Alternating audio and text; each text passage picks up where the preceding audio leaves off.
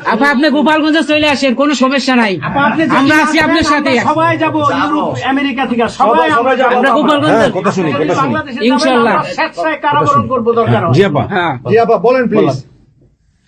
ওই আগুন দিয়ে পোড়ানোর পরে যেটুকু অবশিষ্ট ছিল সেটা লুট করতে গেছিল, কাজে ওদের তো চোর, জি বড় চোর, বড় চোর, সুদখোর, সুদখোর। ঠক। জি আপা। আপা আবার বিচার করবে আমাদের। আপা আচ্ছা আমি ওর বিচার করবে জনতা। Yes, yes, আপা। জনতা তো করবেই, আমরা নিজেরা করবো আপা, ফাঁসি চাই না, নিজের হাতে আমরা করবো। দৃষ্টান্তমূলক ফাঁসি চাই, যেটা জনগণ দেখবে ওই ফাঁসি চাই। যার যার বাড়ি ঘর পড়াইছে করছে, আপা দেশের থেকে সব গরিব মানুষ এখন গ্রামে যাচ্ছে, খাবার পাচ্ছে না, কিচ্ছু পাচ্ছে না, খুব কষ্টে আছে সাধারণ পাবলিক, খুবই খারাপ আপা। আমরা দোয়া করি আপনি তাড়াতাড়ি আসেন। বৃহত্তর নোয়াখালীর অবস্থা অনেক খারাপ আপা। সারা বাংলাদেশের অবস্থা খারাপ বানায় রাখছে ওরা আপা, সারা বাংলাদেশটাকে একটা বদ্ধ ভূমি বানায় রাখছে, যেখানে সেখানে হত্যা, মানে এমন কোন লোক নাই যারা এখন শান্তিতে আছে। সবাই একটা কথাই বলে যে আগেই ভালো ছিল, আগে সরকারি ভালো ছিল। আমরা ভুল করেছি আপা, এই কথা সবাই বলে। সবাই অনুতপ্ত আপা। আপনি বলেন জি আপা প্লিজ প্লিজ বলেন আপা প্লিজ। প্রত্যেকটা জায়গায় তো এইভাবে। এবং এখন আবার সে ওই আর একটা পদক্ষেপ নিচ্ছে, এদিকে প্রায় 80 জন প্লাস আরো 35 জন, সেই সাথে 300 লোক, তারা জেলা উপজেলা ইউনিয়নে সার্ভে করতে পাঠাচ্ছে। সবাইকে বলে দাও ওই সার্ভে করতে কারা যায়, কাদের নাম লিখছে, Yes, সেগুলো of course, আমরা করবো। Definitely you could get it. Yeah. আমরা চাই আপা আপনি সুস্থ থাকেন, আপনি সুস্থ থাকলে বাংলাদেশ সুস্থ থাকবে, বাংলাদেশ ভালো থাকবে। আপনাকে আবার আমরা ফিরিয়ে এনে বাংলাদেশকে আবার এগিয়ে নিয়ে যাওয়ার জন্য জয়ের মালা পরাবো আবার, আবার জয়ের মালা পরাবো। জয় বাংলা, জয় বঙ্গবন্ধু। জি আপা প্লিজ। আমরা তোমাদের যে দেশে আছো সেই দেশে স্যার ডেনমার্ক আমেরিকার সবাই এখানে আছি আপা, ডেনমার্ক আমেরিকার সবাই আছি। আপা আপনি এখন আমাদের কিছু নির্দেশনা দেন, আমরা প্রবাসী থেকে কি করতে পারি, এবং বাংলাদেশে আমাদের যে ফ্যামিলি আছে, আত্মীয় স্বজন আছে, আমাদের যে বিভিন্ন দলের নেতৃবৃন্দরা আছে, আমরা কিন্তু অর্থনৈতিক থেকে বিভিন্ন ভাবে সহযোগিতা করতেছি, যার যেভাবে পারি আমরা। বাকিটা আপা আপনি নির্দেশনা দেন, আপনার নির্দেশনার মতো আমরা কাজ করবো বাংলাদেশে এবং প্রবাসে।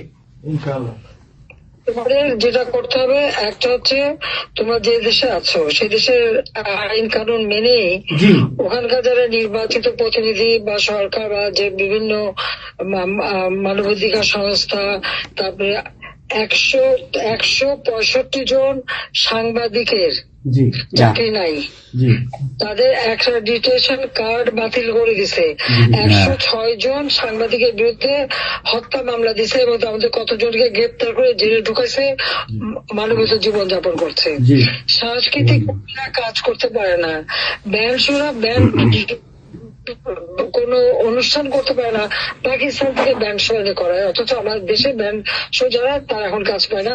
এরা আবার এদের সাথেই ছিল, তারাও লাল রং লাগাইছিল, এখন আর তাদের পাত্তা নাই, কাজ পায় না।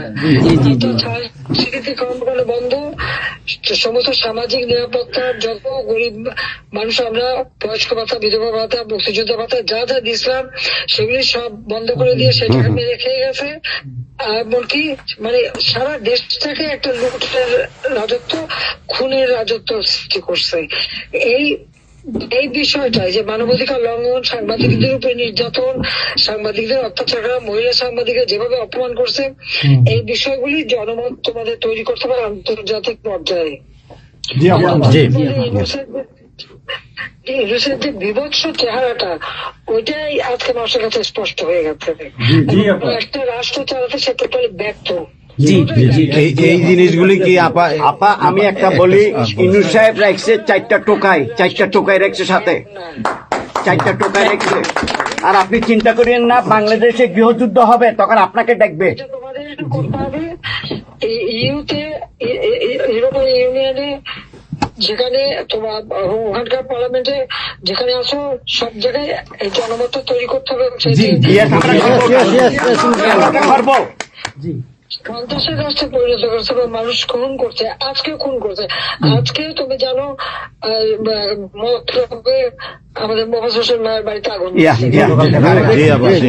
খুন এইগুলি সে করে বেড়াচ্ছে এবং সমস্ত এই ইচ্ছা মতো। কাজে তোমরা এই বিষয়গুলি তোলো, আর আত্মীয় স্বজন বন্ধু বান্ধব পরিচিত যারা আছে খুবই কষ্ট আছে, তাদেরকে সাহায্য করো। মামলা দিয়ে দিয়ে আমাদের নেতা কর্মীদের চরম হয়রানি করে যাচ্ছে। তাদেরকে সহযোগিতা করা, এই যে আইনজীবী ঠিক করা এবং আন্তর্জাতিক ভাবে কিভাবে মানে এদেরকে সব জন্ম এবং সরকার যে অপকর্মগুলি করছে সেগুলি তুলে ধরা, এই কাজগুলি তোমাদের আমরা করবো। আপা একটা জিনিস একটু সন্দেহ লাগতেছে আপা।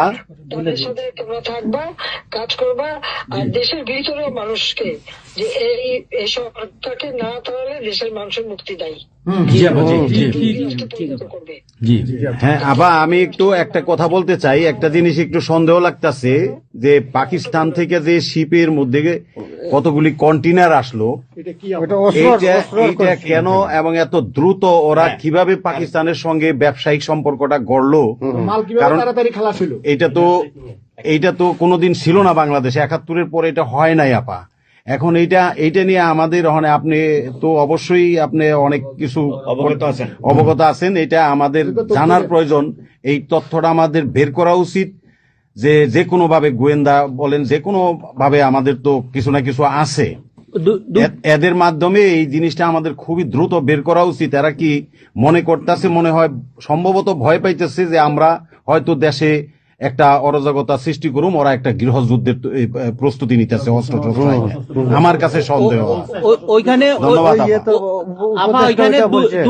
দুইজন যে মাল ডেলিভারি করে ওই জায়গাতে কন্টেনারের ওইখানে 2টা লোকের চাকরি চলে গেছে।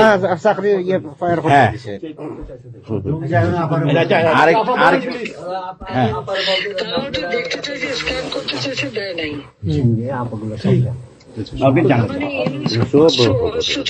সাথে জড়িত। জি জি,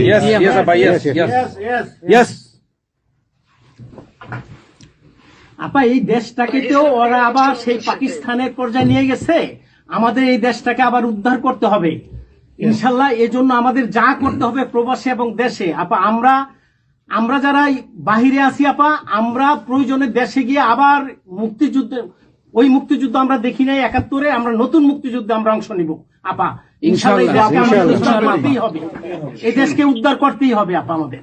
একটা শুনি। জি আপা বলেন।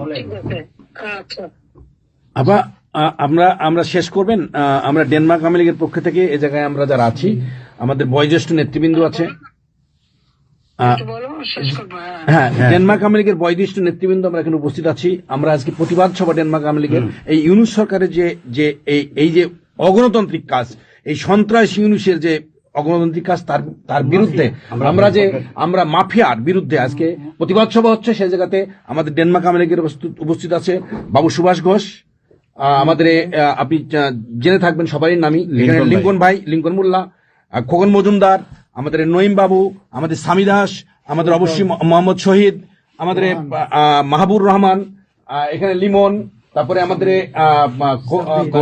সাব্বির, তারপরে উপস্থিত আছেন আমাদের শামীম খালাসি, বোরানুদ্দিন, আমাদের মাসুদ চৌধুরী, স্বামী দাস, হিল্লোল বড়ুয়া, লিমন, অনেক নেতাকর্মী দাদা আপা, অনেক নেতাকর্মী উপস্থিত আছে। আমরা আপনার জন্য আজকে দোয়া করব, দুহাত তুলে আপনার দীর্ঘায়িত কামনা করছি। আগামীতে আপনাকে সুস্থ থাকতে হবে, আপনার মাধ্যমেই বাংলাদেশকে আমরা ঘুরে দাঁড়াবে। যেমনি ভাবে আমরা 1981 সালে আপনি সেই বাংলাদেশের হাল ধরেছিলেন, বাংলাদেশের মানুষের গণতন্ত্র, বাংলাদেশের মানুষের মুখে হাসি ফুটায় নিয়ে আসছিলেন, আপনার মাধ্যমে আমরা ইনশাল্লাহ ওই দিনে আগামীতে ফিরে আনবো।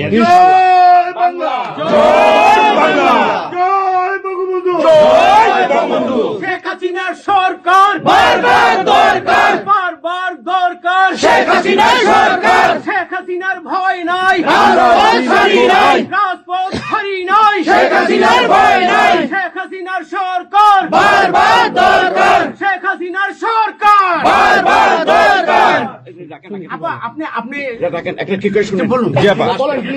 বলুন প্লিজ বলেন। আপনি তো বিজি এমনিও। জি হ্যাঁ আপা, আরেকটা জিনিস আমি জিজ্ঞেস করি আপনাকে, এত বড় একটা ঘটনা আপা আমাদের উপর ঘটে গেল, আপা আমার আমাদের গোয়েন্দারা কি করছে আপা? এই প্রশ্নের অ্যান্সার আবার দিয়েন না। আমাদের সাংগঠনিক অ্যান্সার যেটা হয়েছে, আমরা যেহেতু রেকর্ড করেছি এই অনুষ্ঠানটা, সেই এই পর্যন্তই থাক, আমাদের মনে বলে ভালো। এই পর্যন্ত আমরা শেষ করছি। আপনাকে আবার ধন্যবাদ, আপনার জন্য দোয়া করছি, আপনার দীর্ঘায়িত কামনা করছি। আপা আপা আপনি শেষ করুন, সাংগঠনিক নির্দেশনা দেন। আপনি শেষ করুন আপা, তারপরে আমরা শেষ। জি আপা, আমরা শেষ করছি। হ্যাঁ, রেকর্ডিং বন্ধ। ধন্যবাদ। রেকর্ডিং বন্ধ করুন, সব রেকর্ডিং বন্ধ করুন, সবাই রেকর্ডিং বন্ধ করুন, সবাই বন্ধ করুন। হ্যাঁ, এই রেকর্ডিং বন্ধ করুন, রেকর্ডিং বন্ধ করুন, রেকর্ডিং বন্ধ করেন, রেকর্ডিং বন্ধ করেন।